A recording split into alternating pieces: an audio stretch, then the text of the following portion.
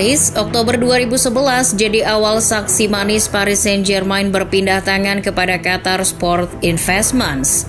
Melalui uang minyak yang mengalir dari Qatar itu, PSG akan disulap menjadi klub sultan yang kaya raya. Semua mata tertuju pada langkah apa yang diambil untuk membangun PSG di awal kepemilikan Qatar. Ya, para pemain bintang pun mulai didatangkan. Namun apakah pemain saja cukup? Ternyata tidak. Ada juga sosok pelatih yang ternyata membuat proyek ini berjalan lancar. Bagi fans bola yang baru mengenal PSG, klub ini termasuk klub kemarin sore. Dari segi berdirinya saja baru di tahun 70-an. FYI juga, PSG pernah berjaya juga loh sebelum Qatar datang. Tepatnya pada tahun 90-an, ketika perusahaan ternama Prancis Canal Plus membeli PSG.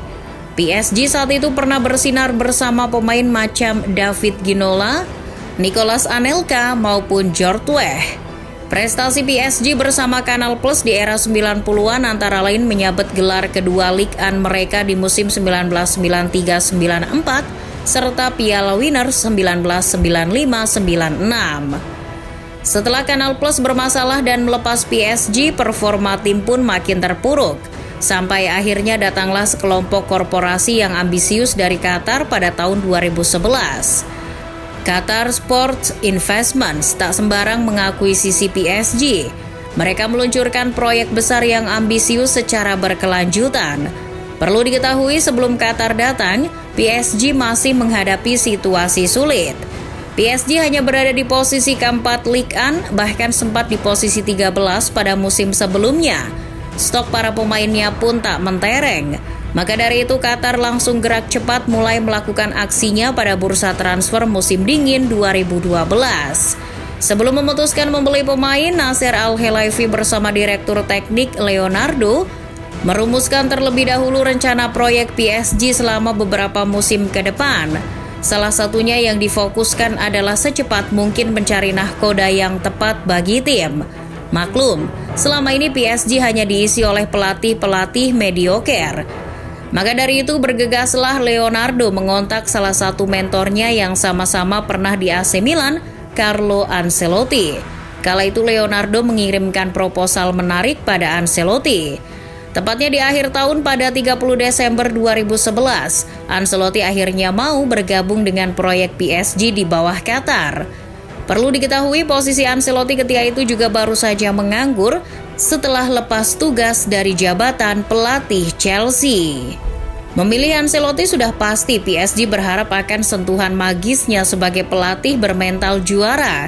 Tak salah, manajemen PSG menunjuk Ancelotti. Ancelotti diberi tanggung jawab lebih mengarahkan kapal besar PSG di era Qatar ini akan dibawa kemana. Namun tunggu dulu, kedatangan Ancelotti tentu tak bisa langsung juara. Maklum dengan kondisi pemain yang seadanya, Ancelotti juga hanya punya waktu yang sedikit karena baru bergabung di paruh musim kedua. Janji bos Qatar pada Ancelotti pun mulai perlahan dibuktikan di bursa transfer Januari 2012 dengan menambah amunisi baru. Ancelotti memilih untuk menyeimbangkan tim terlebih dahulu dengan mendatangkan pemain bernaluri bertahan macam Alex, Maxwell, maupun Thiago Motta. Hasilnya mentereng, meskipun belum meraih gelar, namun progres secara permainan sudah mulai nampak. PSG mampu diantarkannya finish sebagai runner-up di musim 2011-2012. PSG pun secara otomatis kembali lagi beredar di ajang Liga Champions.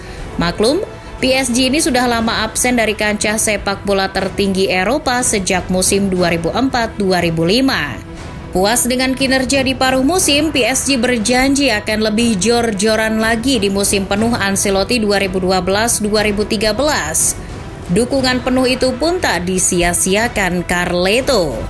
Ancelotti dan Leonardo merumuskan tentang bagaimana memboyong pemain yang tepat bagi kebutuhan tim.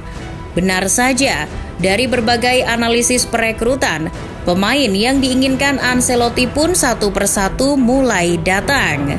Ada Thiago Silva, Zlatan Ibrahimovic, Ezequiel Lavezzi, Gregory van der Wiel, maupun Lucas Moura. Oh, tunggu dulu. Ada juga mega bintang David Beckham yang juga diboyong PSG demi memperluas brand mereka kepada dunia. Dengan formasi 4-3-3, Ancelotti membangun tim dengan solid. Semua pemain baru itu pun sama-sama berkontribusi nyata bagi kebangkitan awal PSG. Alex, Thiago Silva, Van der Wiel, dan Maxwell jadi 4 bek andalan. Di tengah ada Verratti, Mota maupun Pastore. Di lini depan ada sayap seperti Jeremy Menez maupun Lucas Moura. Di sektor striker juga ada duo Maud Lavezzi dan Lord Ibrahimovic, kombinasi striker yang mampu menghasilkan 46 gol di musim itu. Akhirnya dengan tuah pelatih yang kini sering dianggap miskin taktik itu, PSG mampu meraih mahkota yang selama ini mereka idam-idamkan, yakni trofi Ligue 1. Finish sebagai pemuncak klasemen dengan 83 poin, PSG mengakhiri penantian panjang mereka sebagai juara Ligue 1 di musim 2012-2013. Mereka menjadi juara dengan rekor tim yang paling sedikit kebobolan, yakni 23 gol, dan memasukkan gol paling banyak, yakni 69 gol. FYI juga PSG ini ternyata sudah 19 tahun lamanya puasa gelar Ligue 1. Gelar ini adalah gelar Ligue 1 ketiga mereka setelah yang terakhir mereka dapatkan pada musim 1993-94. Fantastis, itulah kata yang cocok menggambarkan betapa magisnya tuah Ancelotti menyelamatkan muka baru PSG di bawah Qatar. Penunjukan Ancelotti adalah buah kesuksesan yang tak terlupakan dalam sejarah PSG. Tak dipungkiri awal dari sebuah kejayaan diperoleh dari racikan Allenatore kawakan asal Italia tersebut. Tapi, apa yang terjadi di musim berikutnya? Sesuatu yang tak terbayangkan sebelumnya jika Ancelotti ternyata berumur pendek di Paris. Tawaran Madrid di 2013 pun tak membendung Ancelotti untuk keluar dari PSG. Tapi fakta membuktikan bahwa ternyata Ancelotti keluar dari PSG karena tak betah, karena ketidaksabaran dan tuntutan berat dari manajemen. Pada 6 bulan pertama semuanya berjalan dengan baik, tapi seiring berjalannya waktu, semakin kelihatan manajemen mengubah sudut pandang mereka. Mereka tak sabar dan hanya inginkan hasil yang sempurna secara instan. Memang yang Ancelotti hasilkan hanyalah gelar Ligue 1. Di Liga Champions dan Piala Domestik, Ancelotti belum bisa persembahkan. Seharusnya sih Nasser lebih sabar lagi pada Ancelotti. Buktinya, di Madrid Ancelotti membuktikannya. Bayangkan, seandainya saja PSG tak buru-buru melepas Ancelotti, boleh jadi kini PSG sudah pernah mencicipi gelar juara Liga Champions.